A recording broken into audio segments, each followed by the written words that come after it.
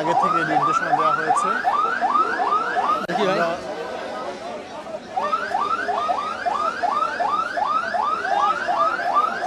সেই দৃশ্যগুলো দেখানোর চেষ্টা করব, আপনাদের করছি। এত চাপের মধ্যে আসলে ঠিক মতো দেখানোটা আমাদের জন্য চ্যালেঞ্জিং। আপনারা হয়তো সেই দৃশ্যগুলো দেখছেন।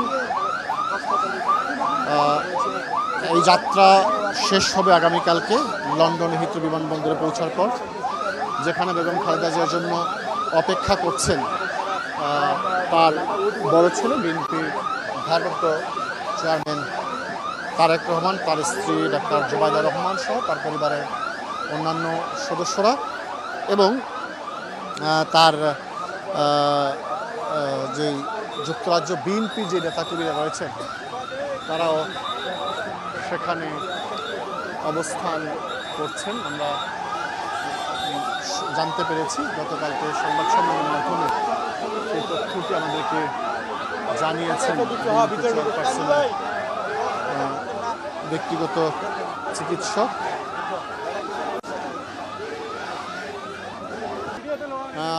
রাত 10টায়, যেটি বলছিলাম যে রাত 10টায় তার ফ্লাইট রয়েছে এবং বাসার সামনে যেরকম ভিড় হয়েছে তার যে যাওয়ার পথ, পুরো পথটিতেই কিন্তু নেতাকর্মীরা দুই পাশে অবস্থান নিয়েছেন তাকে বিদায় জানানোর জন্য এবং তার সুস্থতা কামনায় দোয়া করছেন সবাই। আমরা বিকেল থেকেই এই গুলশান তার বাসভবনের সামনে আছি, সেখানে যে পরিবেশটি দেখেছি প্রত্যেকটি নেতাকর্মী আমরা দেখেছি যে আল্লাহর কাছে দোয়া করছেন যেন বেগম খালেদা জিয়া যে কাঙ্ক্ষিত লক্ষ্য নিয়ে তাকে বিদেশে পাঠানো হচ্ছে, যে তার পুরোপুরি শারীরিক সুস্থতা, সেই সুস্থতা যেন পুরোপুরি সুস্থ যেন তিনি হয়ে আবার বাংলাদেশের মাটিতে ফিরে আসেন, জনগণের মাঝে ফিরে আসেন, জনগণের সেবা করার সুযোগ পান, সেই দোয়াটা তারা করছেন।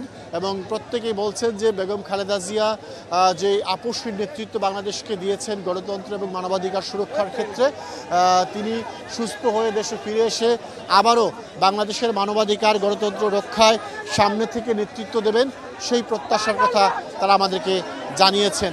আমরা একটু বলে রাখি যে আমরা যতই সামনের দিকে যাচ্ছি নেতাকর্মী কিন্তু পুরো রাস্তা জুড়ে অবস্থান নিয়েছে।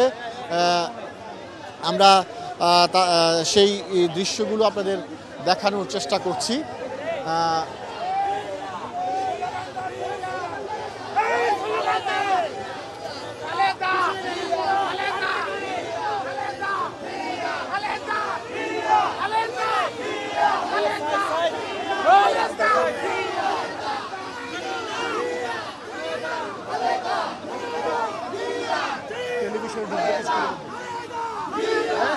টেলিভিশনে কিছু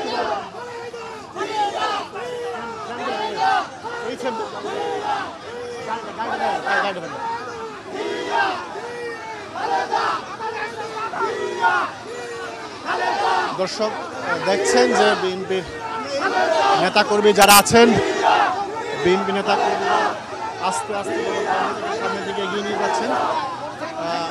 আমরাও সেই দৃশ্যটি আপনাদেরকে দেখানোর চেষ্টা করছি। তীব্র চাপ, প্রচণ্ড ভিড়, শত শত নেতাকর্মী বেগম খালেদা জিয়ার গাড়ির চারপাশে, গাড়িতে ঝুলন্ত অবস্থায় রয়েছেন বিএনপির যুগ্ম মহাসচিব হাবিবুর নবী সোহেল, বিএনপির মিডিয়া উইংয়ের সদস্য দিদার সহ বিএনপি চেয়ারপারসনের যে সিকিউরিটি ফোর্স, তারা নিরাপত্তা নিশ্চিত সর্বোচ্চ চেষ্টা করে যাচ্ছেন যাতে কোনো ধরনের অনাকাঙ্ক্ষিত পরিস্থিতি তৈরি না হয়।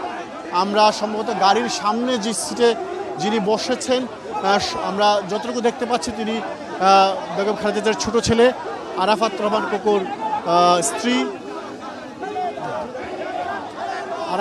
কোকোর স্ত্রী, সৈয়দা